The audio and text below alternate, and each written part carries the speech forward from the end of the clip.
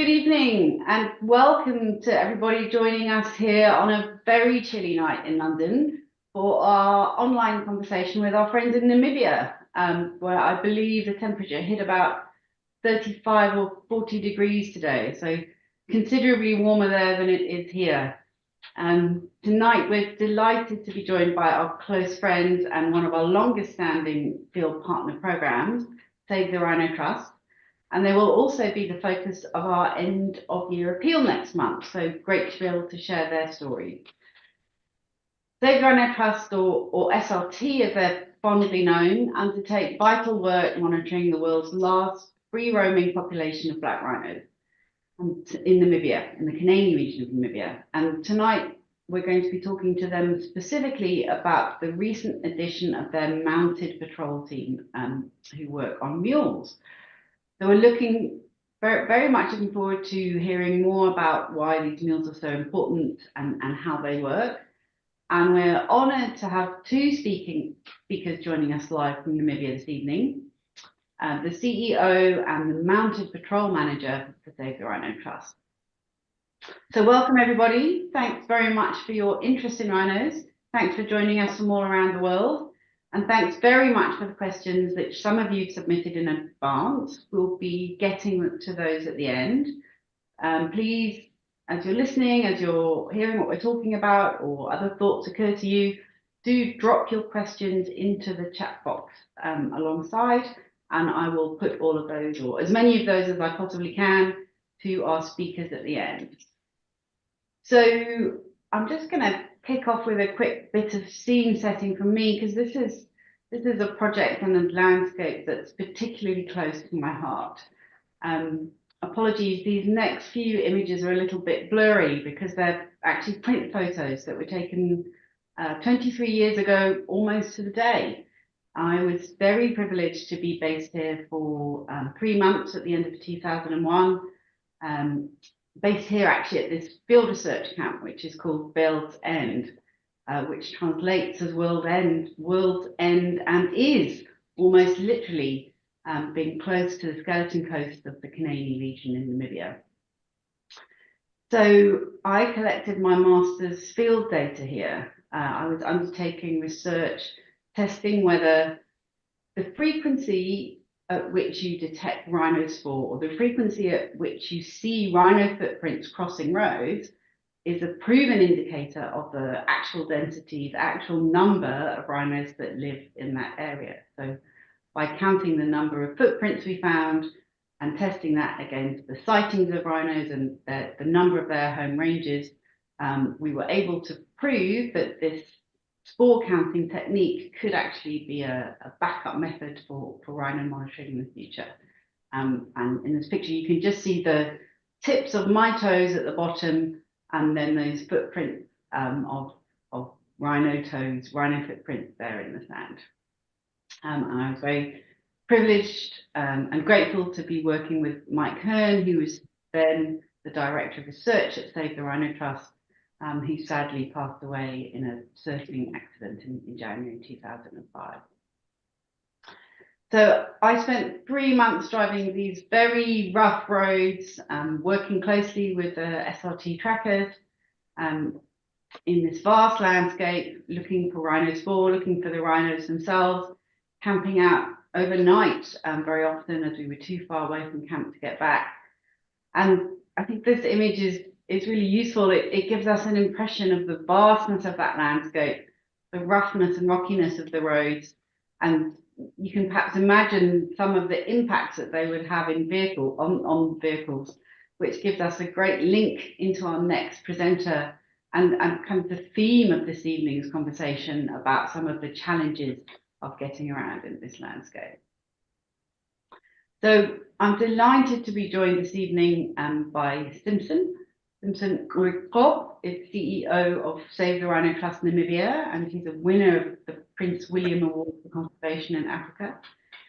Simpson's worked at Save the Rhino Trust for more than 30 years, and today, having worked in numerous roles and built up his incredible rhino conservation knowledge, he leads a team of more than 50 staff and 70 rhino community rangers from across 13 different conservancies, spanning 25,000 square kilometres of northwest Namibia. When Simpson joined, Namibia's black rhino population was just coming back from the brink of almost complete decimation after a terrible drought and poaching surge. Today, rhino numbers have increased and conservancies have generated more than 10 million US dollars in cash income and other benefits for conservancy members. So an incredible legacy for the landscape and for rhinos. So when I first met Simpson back in 2001, he was very active on the ground overseeing field operations, and as an experienced mechanic rescued me more than once with broken Land Rover issues. So over to Simpson, it's really lovely to see you again and have you join us here this evening. Perhaps we could kick off with you just very briefly talking to us a little bit about the background and the history of Save the Rhino Trust, the 40 years of your organization. Thank you, Yo, and thank you very much for all the listeners and those who joined. It's really a privilege for me tonight to be here again and talking about Save the Rhino Trust. Save the Rhino Trust is the leading conservation NGO, leading rhino conservation NGO in Namibia, working with black rhinos on communal land. However, we are not just focusing on communal land. We can, on request, also be working on commercial land where we had commercial rhino owners. Save the Rhino has been in place for the past 40 years, where we actually, as Joe correctly said, rescue rhinos from extinction of about 50 rhinos to up to more than 200 rhinos in the past. Been hammered by the drought that's in now, and all this happenings with poaching, which is right now not a big problem because it's under control because of working with communities. Fantastic, thank you, Simpson. So I think, and one of the amazing things about Save the Rhino Trust is the huge area that you cover. Maybe you could just help our listeners by describing a little bit about the vastness of the landscape in Namibia and those kind of describing to us the particular areas that it is that you're focusing on, please. Yeah, as you can see on this map, the red is actually the rhino range. But we have also moved these rhino range areas to up to where you can see the Kunene, Angola, Namibia border. And also to the east, where we are in the Nyanyai area.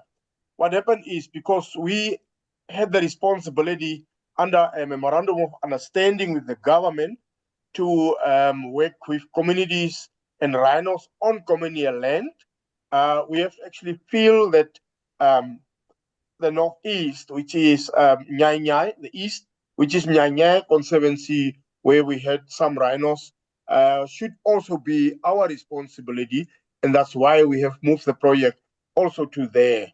However, it's a big area that we have to cover. Kunene alone is about 250,000 square kilometers, and we have stretched it also by moving rhinos to other areas where they haven't been, because of the request from communities, because rhinos used to be there.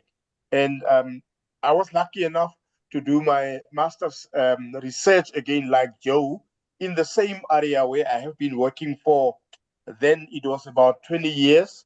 And I could do my master's research there, looking at people's attitude towards the reintroduction of rhino in the historical range.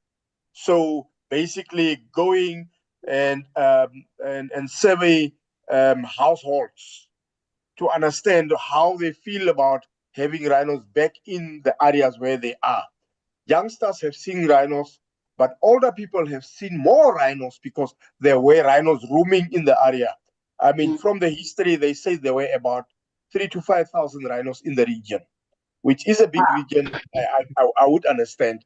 But then, I mean, communities could actually witness as rhinos in the areas. But then rhinos have been taken out, some to Etosha, some to South Africa, some poached. So the numbers actually shrink very much to the concession areas and only a few in the communal land.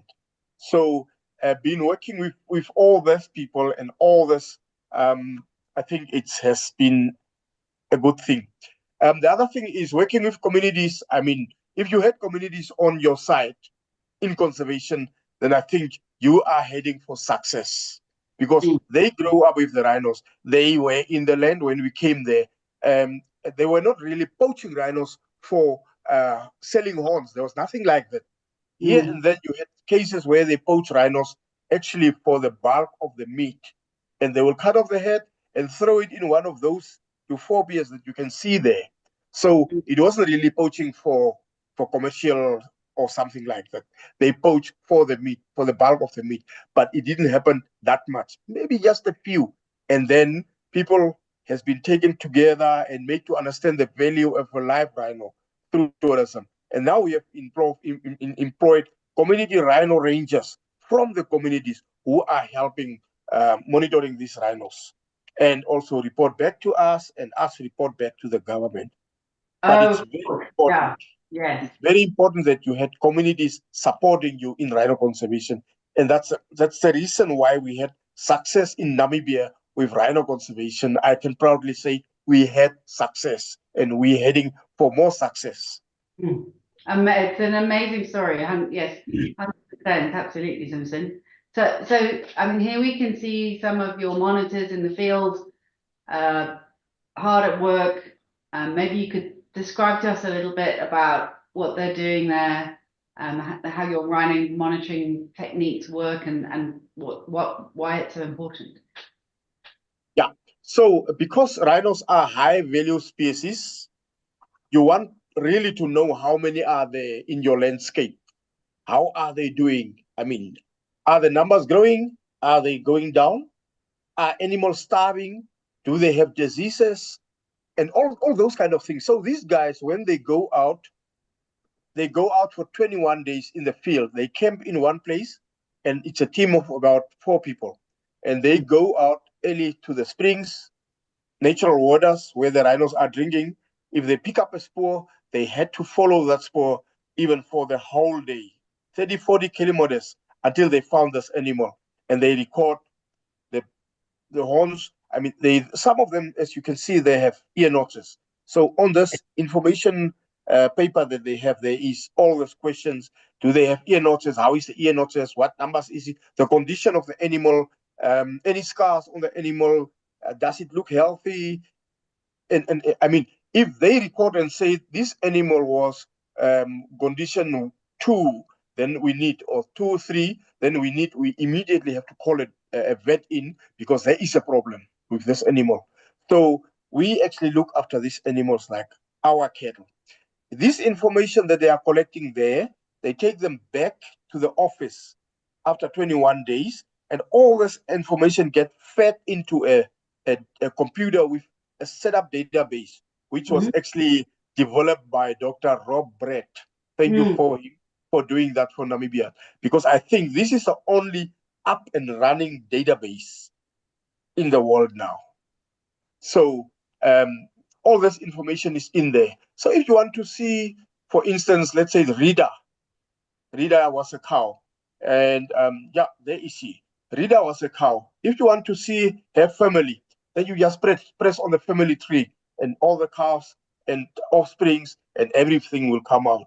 I mean, it's a very harsh condition in this area. As you can see, there is very little to eat, but look at the conditions of the animals.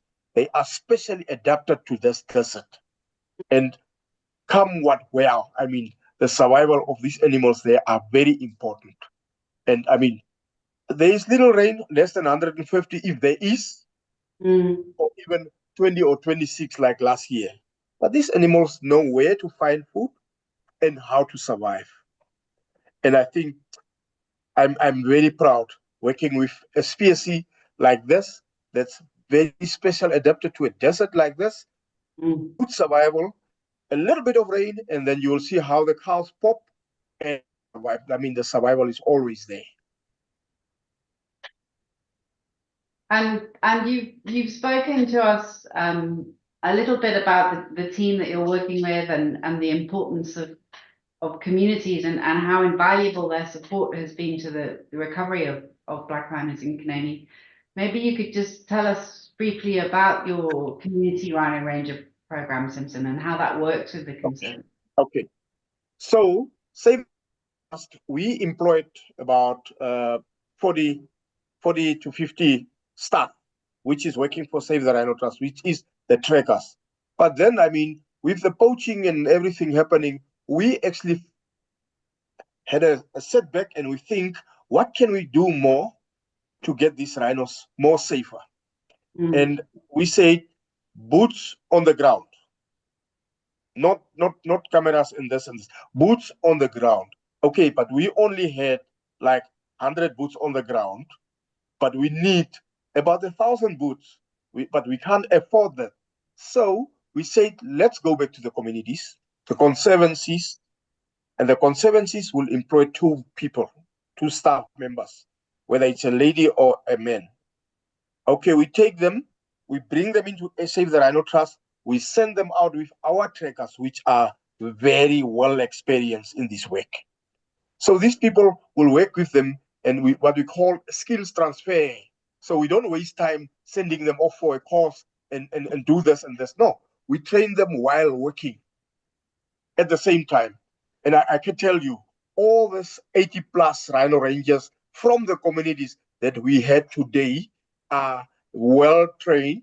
They can guide tourists. Some of them have been through tourism training, but just working with Save the Rhino Trust rangers, trackers, have actually made them to become real trackers also. We call them community rhino rangers, but I mean, these people are from the community. And the good thing about this is they feeding their families that's working in the area.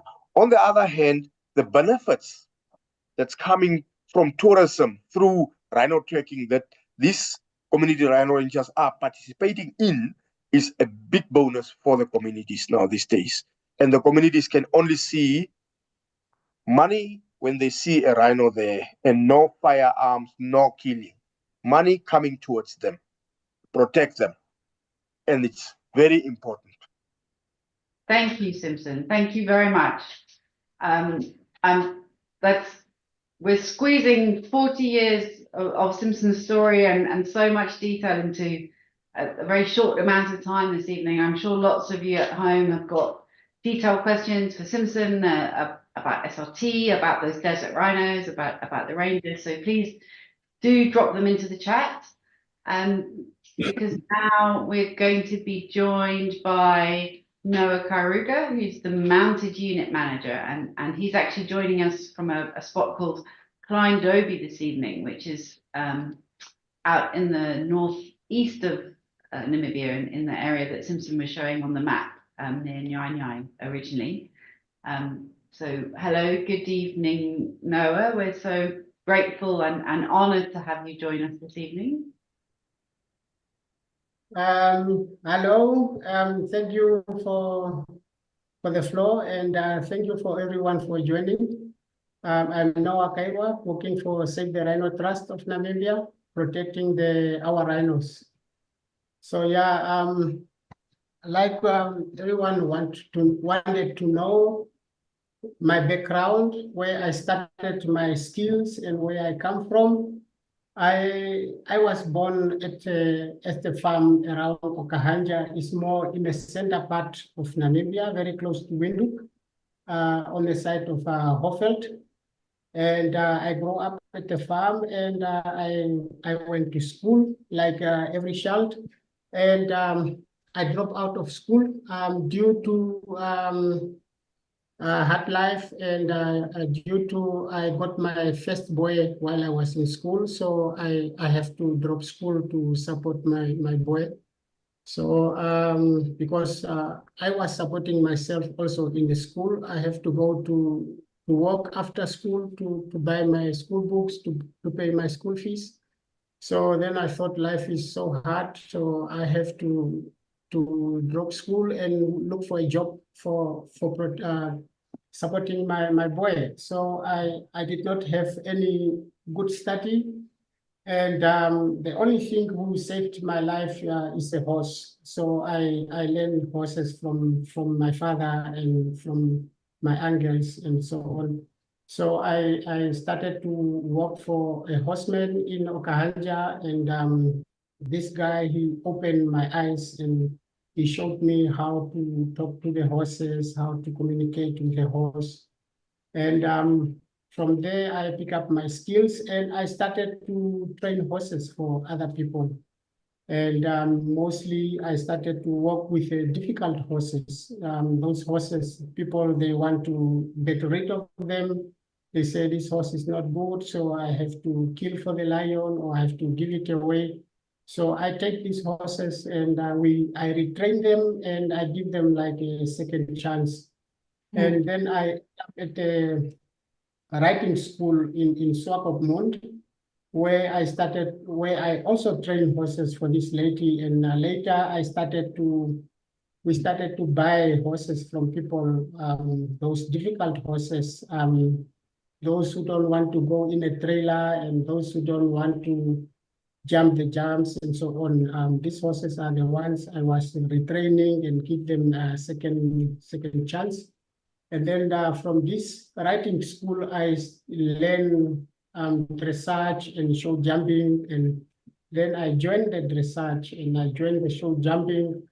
And in the Namibian level, I went up to a good level in Namibia. I went up to N level because I started to compete with our champions in Namibia. I started to compete with them, and whenever I'm in the show, they were like, "Oh, Noah is here, be careful." So yeah, and I also start train horses for the movie, where I end up to become myself.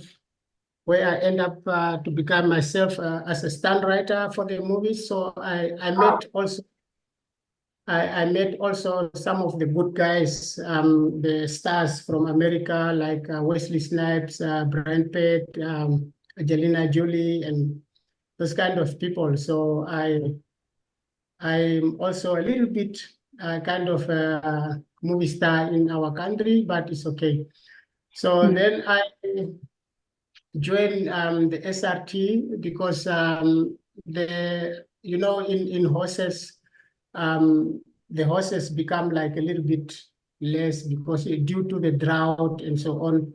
And still my dreams was not fulfilled because my dream was to take care of something what is must be remain for my kids and my kids' children, So I was thinking, what else can I do big? So then I got to save the rhino, that I have to protect the rhinos so that the future of Namibia can see the rhinos.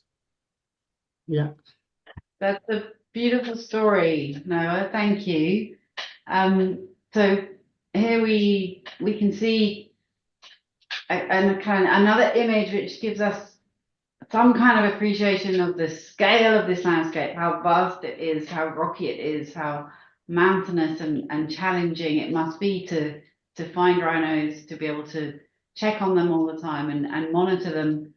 Maybe you can explain to us a little bit about why you decided to start using a mule patrol and why they're so useful and important in this landscape. Thank you again. Why the mules? There is if you look in the writing thing, the mules is a mix between the horse and the donkey. And if you look, the horse is a little bit faster than the donkey, and the donkey, it's a little bit brave. He can fight like predators, like hyenas and other things. So if you go on the patrol and you are sitting on the mule, I have made this different between the horses and the donkeys and the mule. The mule, if he smell small predators like hyenas, jackals, he's more brave. He wants to get rid of them around the area, away from the area. But if he smell a smell of a lion, he become more a little bit careful. But if you are sitting on him and you force him to go in that direction, then he wants to go faster, and he become a little bit spooky at other things. So the mule, it's a good thing to use on the patrol because he can also protect you more than the horse, and he can run a little bit faster more than the donkey if you try to get away from the danger. And the mule also cover really a long distance. And if you also ask my rangers, the riders, if you go from a fontaine to a fontaine and to another fontaine, and you climb the mountains between the fontaines to cover the ground to go to the next fontaine, they always say, if it was guys on foot, really they will not make it up to here. Otherwise, they will call for a car to pick them up. So it was a good thing to use the mules because they cover a big distance and they go in the mountains where the vehicle cannot reach. And they can also go over the mountain where the rangers will have like 3 to 4 hours to climb. They will only go on 2 hours there on the other side of the mountain. So, but for me saying this, that they can go faster, they can climb and so on, it's not that we are using them faster in the patrol. They are always on the steady rhythm. They walk only, and you can a little bit trot if you see it's safe and it's a soft terrain with the rocks so on. Nobody is allowed to run. Yeah, Good. And I'm sure Simpson is happy to. I mean, obviously there are costs involved in looking after the mules, and we'll talk about that. But I imagine in terms of fuel and petrol and vehicle repairs, it's a very cost efficient way of getting around as well, I'm sure. So no, we spoke a little bit about mules and how they react to predators. I'm quite curious to know a bit more about how they react to the other wildlife, and particularly, what do the rhinos make of the mules? What happens when you see the rhino on the mule? The other good thing for using the mules on the patrol is also you are getting closer to the animals, not only closer to the rhino, but also closer to the giraffes and the zebras. If you are passing by them, they are not really worried. They just look funny at you. I don't know what they feel, but they look, and some of them, like the zebras, they are coming after you and trying to smell what is here. And also the same with the rhino. There was few times where the rhino was looking, and he tried to come to the mules, and he stopped and he was looking, and we take the picture. Even this one, what you have seen, she was also coming to us and looking and coming to us. I think she thinks it's a zebra made with a giraffe combination, but funny smell like humans. I don't know what she thinks. Because the rhinos are quite curious, aren't they? They sometimes just come and try and understand what's going on. Yeah. It's funny when they come. It's just a wild animal. You don't want to be closer to them like that. But when it comes, sometimes you have that feelings that, oh, I will just stand and see what he's doing, because he's just coming and he's not aggressive, and he's smelling, he's making funny noise, and he's trying to get the wind. What is this one? It's just for us to be on the safe side. We just move away and climb the rocks and run. So maybe thinking a little bit more about that and the connection that the rangers have with the mules and how important it is that the mules are well cared for, that their welfare is really looked after, and that you build up that relationship of trust with the animal. Maybe you could talk to us a little bit more about your experiences and your skills in doing that, Noah. Yeah. Yeah. Okay. Yeah. Thank you once again. It is very important to take care of these mules. Number one, they make money for us so that we can support the family.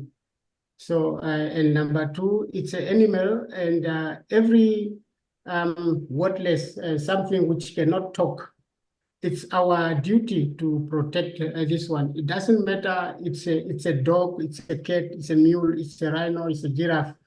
But all the animals, it's under our care, you know. So you know the world, it's becoming small because population of people are getting bigger, and the space for the animals is becoming smaller.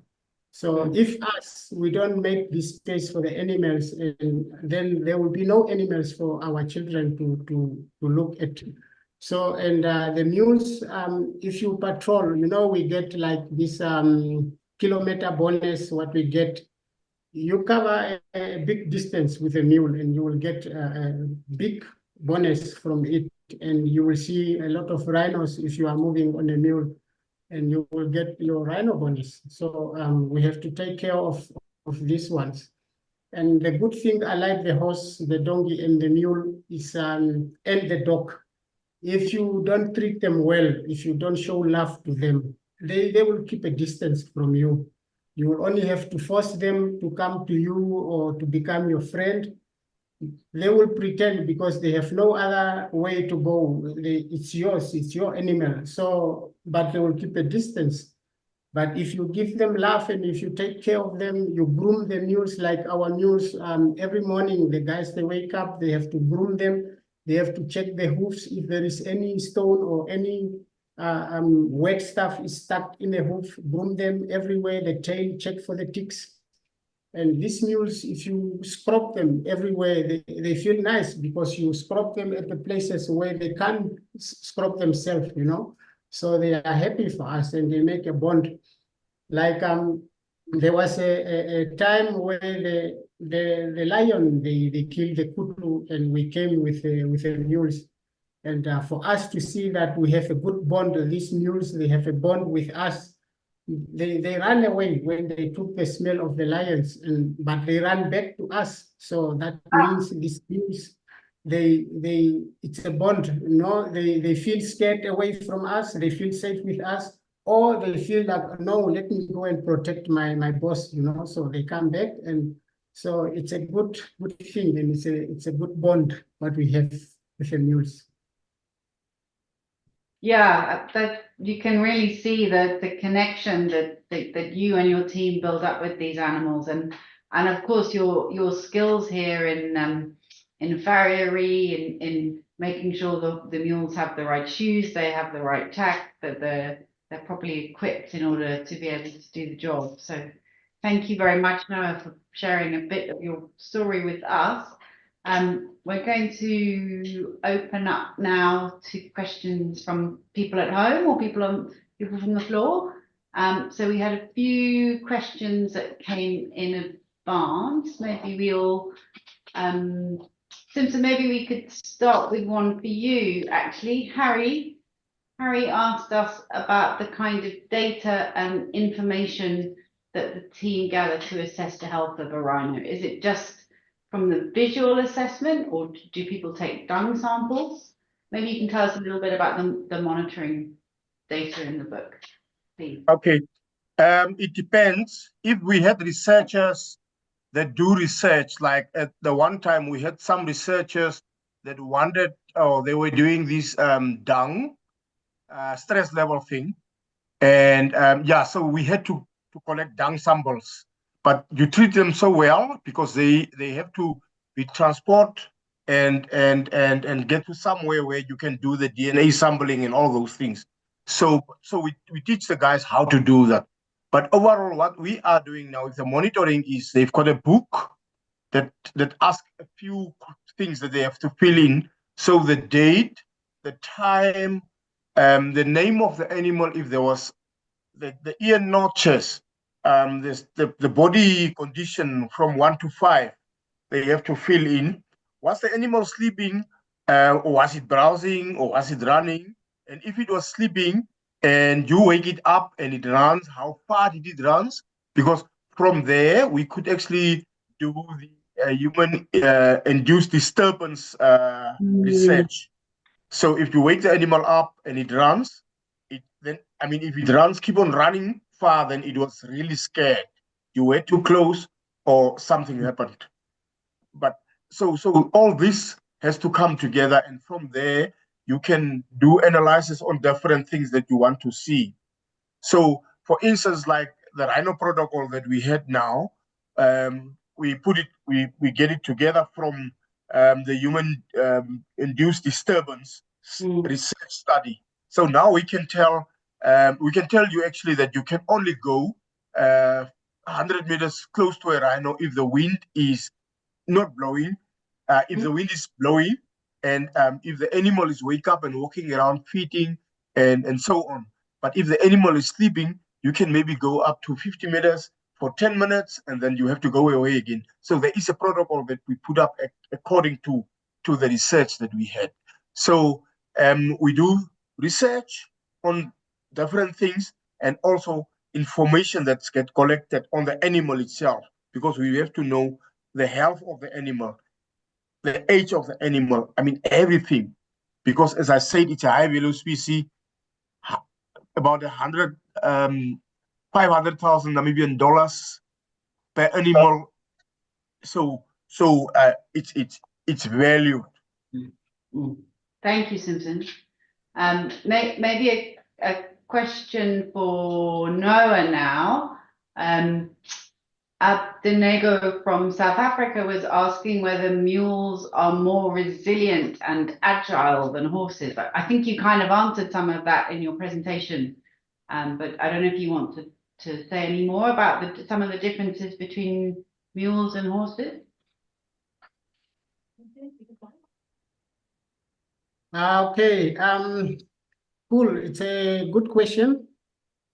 The difference between the mule and the horse, the mule really cover a long distance. It can go for like a marathon. I know we have horses who can go for a long distance together with the mules, like the Arabic horse, the Bullpert, warm blood. This one, they can go for a long distance, but the mules can, the skin of the mule, it's tougher than the skin of the horse. And also, it will not get so much quickly sore like the horse. So if you use the horse for a long time under the saddle, and then sometimes the saddle scuff the horse, and the skin of the horse it's like very thin and sensitive. And the mules, it's stronger than the horse, and the mules is also, he can run a little bit faster. If you get the mule, which is the mother is a horse, this one can run like a horse. But if you get the mule, the mother, which is a donkey, this one is a little bit slow. So our mules, they are faster. So the mother is horses. So it's a good thing to have a mule than the horse. Horses is good for riding, for small areas, and you can use the horse for patrol. Horse is also a brave thing. They can fight a lion if you are sitting on a horse, and so you can also come closer to the lions if you are sitting on a horse. So for the mule, it's a good combination now, because the mule is having this blood of the horse, so he can also come closer to the lions, or he can also fight the lions. He can save, he can protect you, the mules. Yeah. So it's Sounds like the mule is the perfect combination for the work that you're doing. Yes, yes. And Noah, actually, that leads us on to another question from Alexia. I hope I'm pronouncing your name right. Who's asking how far the mule patrols are able to cover each day. How far do your mule rangers patrol on an average day? How far can they go? Really, we did not test them like how far they will go when they are really tired and say, they can't do it anymore now. So the longest we have done, it's about 50 Ks in a day. And this was like, we started 7 o'clock in the morning and we came back 4:30 in the evening. So we went for 50 kilos. Yo. 50 kilometers. So it's 20, 25 up until we have seen the rhino, and all the way come back. We make a 360 around the camp. It was 51 kilos in this hour. And they were not tired, you know, and they were telling us that I can go another 30 kilos running from here. So that's why I say we did not really, we don't know how far, but what we have made in a day, it's 50 kilos in a day. We did this one, yeah. Yeah, thank you. I think that shows perfectly, doesn't it, that they can travel much longer distances than anybody on foot, but of course you don't push them too hard. The most important thing is the welfare of the mule. Simpson, I think, do you want to add? Yes, I just wanted to add there, as you see, Kunene is a very rocky area. Yeah. The horse foot is actually, the hoof is bigger, and the mules and donkeys are smaller, so they can cope better in these rocks than the horses. I never thought of that, Simpson. That's a very good point. Thank you. Yeah, thank you for adding. So Deborah had asked, what is the exact genus species name for this black rhino, the desert black rhino that we're talking about? She asks whether they're considered southern black rhinos. Deborah, these are actually southwestern black rhinos. They're Diceras bicornis. Yes, correct. So these are the ones you get in Namibia and then down to the southwest of South Africa. Yes. And I think we probably only have time for one more question. I think we're coming to the end of the time. Maybe I'm trying to choose. Sorry to people I haven't got to. Simpson, there's a question from Elvis, maybe a question for both of you actually, from Elvis Nonde in Zambia. So Elvis asks, on a scale of 1 to 10, how would you rate local community involvement in the conservation of the rhinos in your area? From my 32 years of experience, I will put them on 8. They are really good. The support is very strong. No, you don't actually get 100% things that there will be 10, but I'm happy with what I'm getting now and the trust that we have built up over the years. And I can always go into the communities and talk to them openly. They can come to me and talk to me. So really, I'm very confident. Well, thank you both very much. I know it's getting quite late for you over there now. It's nearly 9 o'clock, and I know you'll be up and out early again in the morning. It's always such an honor to talk to our friends at Save the Rhino Trust. I think, you know, the legacy of your work over the last 4 decades is such a prime example of how rhinos as a flagship species help conserve not only wildlife and broader biological diversity, but they also improve community livelihoods and really bring that combination of people and wildlife conservation together. As I mentioned earlier, Noah and his team and the Mule Patrol will be the beneficiaries of the Save the Rhino International End of Year Appeal this year. And because we're participating with a big give, each donation that's made will have double the impact. So please look out for our appeal. It will be running from the 3rd to the 10th of December, and we would really appreciate any support you can give to enable us to help keep this important work going. A very big thank you to Simpson. Huge thanks to Noah, both for this evening and for all of the hard work that you and your team do. We really appreciate you. And thank you very much to everybody at home for joining us this evening. Thank you. Good night, Simpson. Good night, Noah. Thank you very much.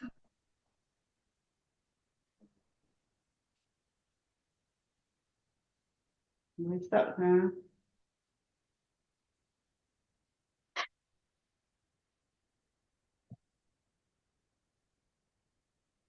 Okay.